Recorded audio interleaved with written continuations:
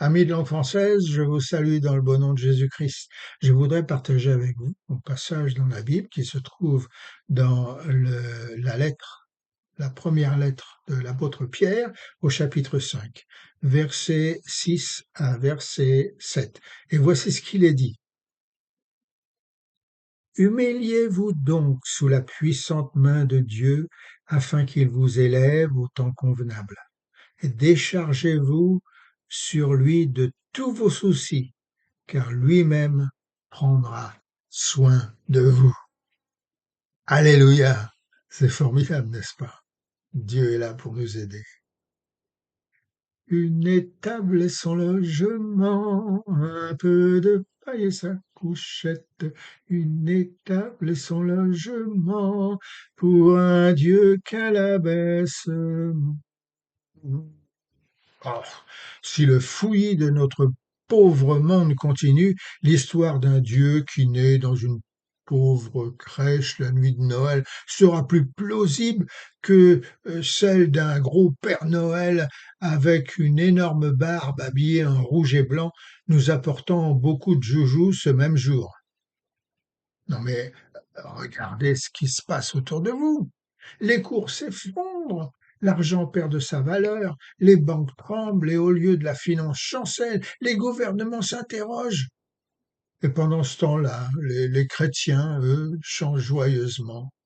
Maintenant, le pauvre dit, je suis riche, Dieu a fait de grandes choses pour nous. Évidemment, ça ne veut pas dire que nous ne nous sommes pas concernés ni par les problèmes et les difficultés de notre monde. Au contraire. Oui, mais alors pourquoi les chrétiens chantent-ils ce cantique, Major? Ben, parce que Jésus-Christ, leur exemple, a vécu toute sa vie dans la pauvreté. Nous lisons dans la Bible, aux 2 Corinthiens, chapitre 8, verset 9. Car vous savez comment notre Seigneur Jésus-Christ a manifesté sa grâce envers nous. Lui qui était riche, il s'est fait pauvre pour vous, afin que par sa pauvreté, nous soyons riches. Tenez, à sa naissance, dans une étable, nous lisons que sa maman l'emmaillota et le coucha dans une crèche, parce qu'il n'y avait pas de place pour eux dans l'hôtellerie. Luc chapitre 2, verset 7. Et à sa mort, on l'enterra dans un tombeau qui n'était même pas le sien, mais celui de la famille de Joseph d'Arimathée. Matthieu 27, 59 à 60. Toute sa vie fut la vie d'un indigent. Comme bébé, il a connu la douleur d'être un réfugié lorsque sa famille dut fuir en Égypte. Matthieu chapitre 2, versets 13 à 15.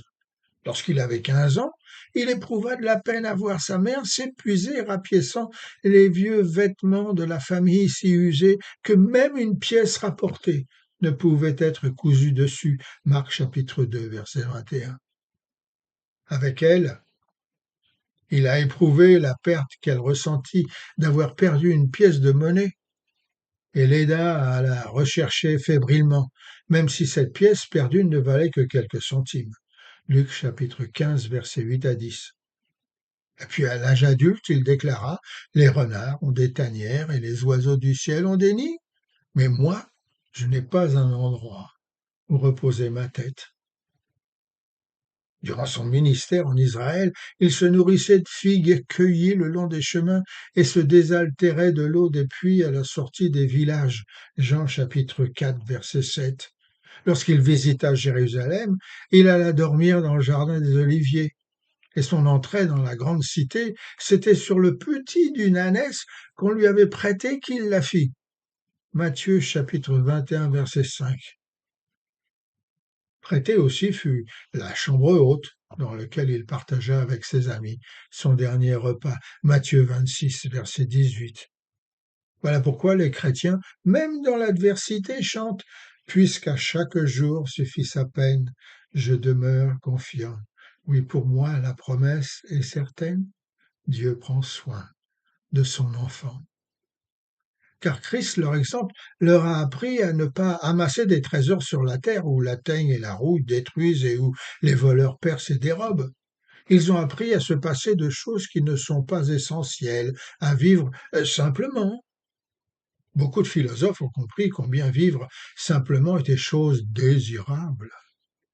Alors, on a entendu Socrate dire en traversant les marchés d'Athènes avec un petit sourire aux lèvres, Hmm, voyons combien y a-t-il de choses ici dont je n'ai nullement besoin.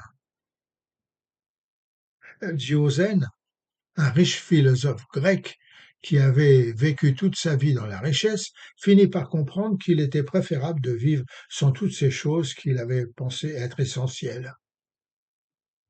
L'histoire raconte qu'il se sépara de tout ce qu'il avait, ne gardant qu'un vieux manteau et un tonneau dans lequel il dormait, et un bol en bois dans lequel il mangeait.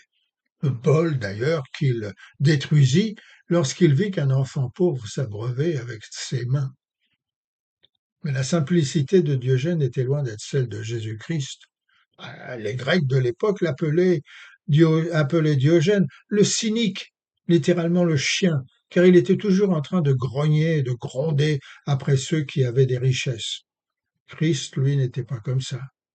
Son enseignement et sa vie ne consistaient pas à se plaindre de ce que les autres amassaient, mais à nous faire comprendre, euh, nous faire prendre conscience que le bonheur ne dépend pas de ce que l'on possède et qu'il y a plus de joie à donner qu'à recevoir. Voilà quel était son enseignement. Alors mes amis, puisque nous sommes dans cette saison de Noël, faisons nôtre cet enseignement et chantons, petit enfant, reçois notre humble hommage, tout notre orgueil ici anéanti, fais-nous renaître, ô Christ, à ton image, puisque pour vaincre, il faut être petit. Hein.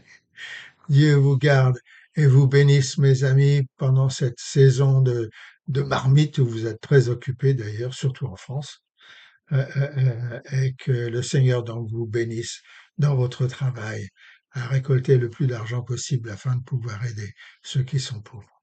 Alléluia.